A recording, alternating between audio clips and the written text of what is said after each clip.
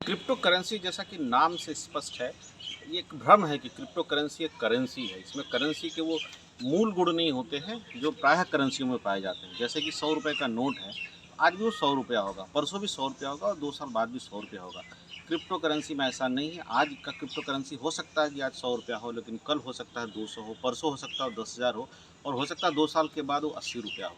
तो मूल्यों में जब उतार-चढ़ाव होता है तो उसको हम करेंसी के डेफिनिशन में नहीं ला सकते, तो इसलिए क्रिप्टो करेंसी को करेंसी कहना एक तरह का भ्रम है। दूसरा जो करेंसी का मूल गुण होता है जनरल एक्सेप्टेबिलिटी, गवर्नमेंट की उस पे काउंटर गारंटी, तीसरा समय के प्रत्येक पड़ाव पे करेंसी का मूल्य समान रहता है। इस 3 गुण में से सिर्फ एक गुण क्रिप्टो करेंसी में है, वो है जनरल एक्सेप्टेबिलिटी।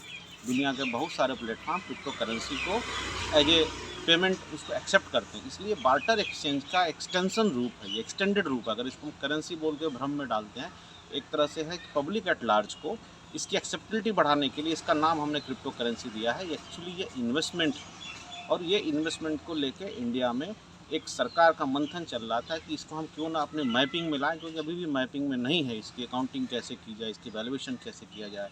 और आप अगर कहीं पैसा फंसाते हैं तो आपके बुक्स ऑफ अकाउंट में पैसा आना चाहिए ना कि हमने कहाँ लगाया है। तो आप एज ए लोन एडवांसेस दिखाएंगे कि एज ए बैंक बैलेंस दिखाएंगे कि कैश इन हैंड दिखाएंगे, एज ए इन्वेस्टमेंट दिखाएंगे। तो ये एक एज ए इन्वेस्टमेंट या आप बोलिए कमोडिटी का टूल के टाइप का है, ये करेंसी नहीं है। और चूंकि ये दुनिया के बहुत सारे प्लेटफॉर्म पे एज ए पेमेंट एक्सेप्ट हो रहा था, तो बहुत से लोग अपनी ब्लैक मनी को पार्क करने के टूल में यूज कर रहे थे, जो कि गवर्नमेंट की मैपिंग से बाहर था।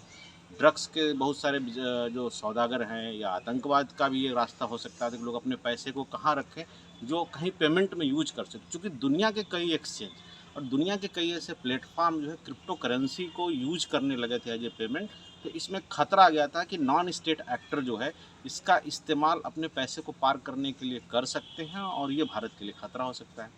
क्रिप्टो करेंसी का जो दूसरा बड़ा ड्रॉबैक था, जैसे हम कहते हैं ना कि जिसका सिक्का चलता है उसी की सरकार चलती है, इसमें किसी भी देश का सिक्का नहीं चलता है। ये कंप्यूटर पर बैठे हज़ार लोग ब्लॉकचेन टेक्नोलॉजी पे इसको नियंत्रित करते हैं, तो इसका मालिक कौन है नहीं पता है। इस पे ना तो किसी गवर्नमेंट की गारंटी है।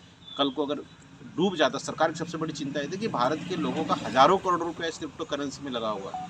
कल को अगर क्रिप्टो करेंसी डूब जाती है तो कौन भुगतान करेगा, किसके पास कोई जाएगा क्लेम करने। अगर हमारे पास आज करेंसी है तो हमें मालूम है कि इस करेंसी पर लिखा है मैं धारक को 100 रुपये अदा करने का वचन देता हूँ। क्रिप्टो करेंसी में कहाँ ऐसा लिखा है कि मैं धारक को 100 रुपये अदा करने का वचन देता हूँ। तो अगर क्रिप्टो करेंसी अगर कोलैप्स होती है तो भारत की बहुत बड़ी आबादी का जो पैसा है इसमें कोलैप्स होगा और एक बड़ा तनाव, फाइनेंशियल तनाव पैदा होगा। इसलिए सरकार ने सोचा कि इसको मैप करें, इसको कैप करें। इसको कैप करने और मैप करने के लिए क्रिप्टो करेंसी का रेगुलेशन आया है।